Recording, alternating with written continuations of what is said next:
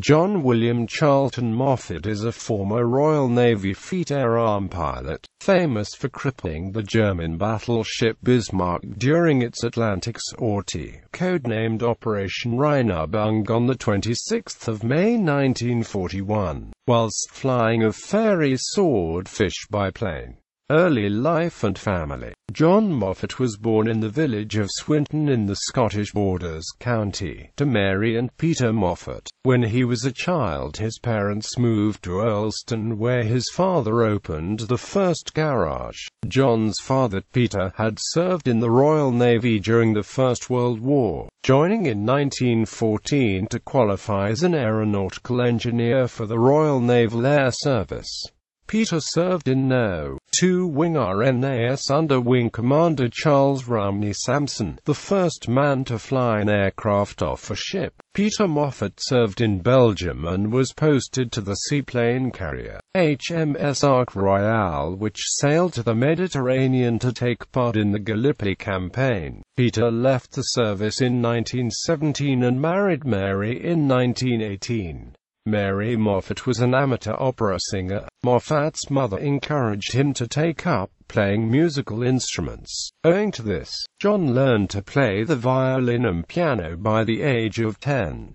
During his teenage life, Moffat took up equestrianism and followed the riders during the blood sport fox hunting, which did not go down well with his parents. In 1929, Moffat saw an Avro 504 aircraft fly over Kelso, triggering a lifelong passion for flying. The pilot was offering rides for 10 shillings. Moffat described the pilot as a Biggles look-alike and was impressed by him. Moffat flew that day for the first time. Moffat described his feeling of his first flight as, "For the experience of flying, I was astounded by it. This was like riding in the locomotive, but infinitely more thrilling. There was the noise, the smell of hot oil and high-octane petrol, and the speed seemed immense as we took off into the air, high above the countryside, with the town far below us. It was the stuff of dreams, like a glimpse of another world that made it impossible, once sun was back on the ground, to view my surroundings in the same way again."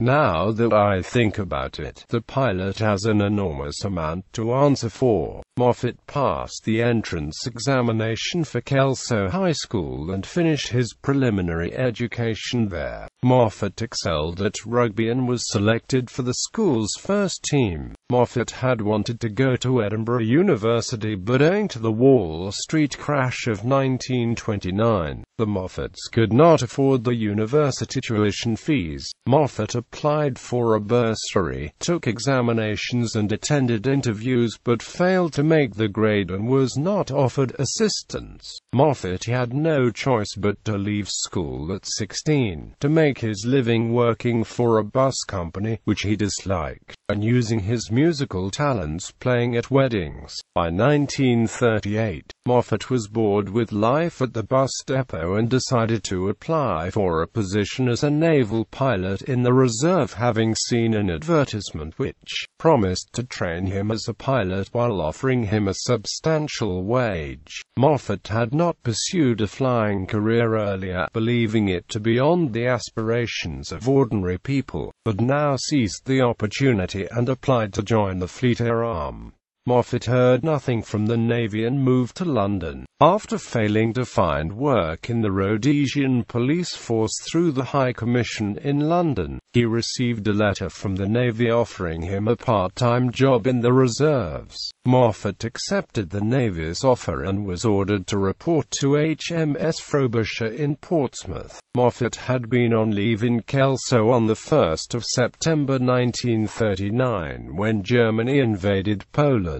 On the 3rd of September 1939, Great Britain and France declared war on Germany. The following day, Moffat was ordered to the St. Vincent Barracks Gosport on the west side of Portsmouth Harbour, which was the Royal Navy Boys Training Establishment. Fleet Air Arm. early career. In December 1939, Moffat moved to a flying school in Belfast. By the time of the fall of France in June 1940, Moffat had completed his training and was based with 759 Squadron at Eastleigh. Before the Battle of Britain, he had 2 encounters with enemy aircraft. While test flying a Gloucester Gladiator, testing an improvised oxygen system, Moffat reached 29,000 feet. During the descent he was attacked by Messerschmitt Bf 109s, but he escaped into clouds without damage. Soon afterwards, he was also engaged by a Heinkel He-111 while test flying an unarmed Blackburn Skua. Moffat reported the event to a Hawker Hurricane unit which scrambled to intercept. In July 1940, Moffat's squadron took part in the attack on Mers-el-Bir. Although Moffat himself did not travel with the Ark Royal carrier for the attack.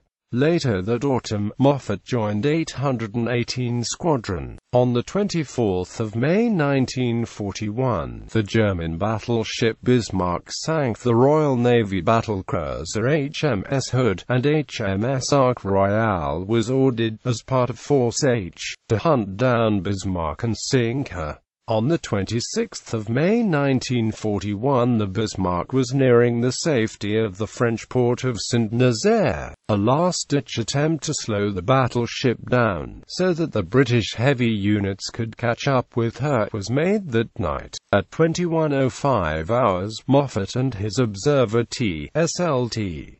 J.D. Dusty Miller and telegraphist air gunner L.A.A. J. Hayman, flying in the Fairey Swordfish 5CL9726, crippled the Bismarck with a torpedo strike on her port stern. The explosion jammed Bismarck's rudder 12 degrees to port, which left her unmaneuverable and unable to escape. The Home Fleet and Force H duly destroyed Bismarck the following morning.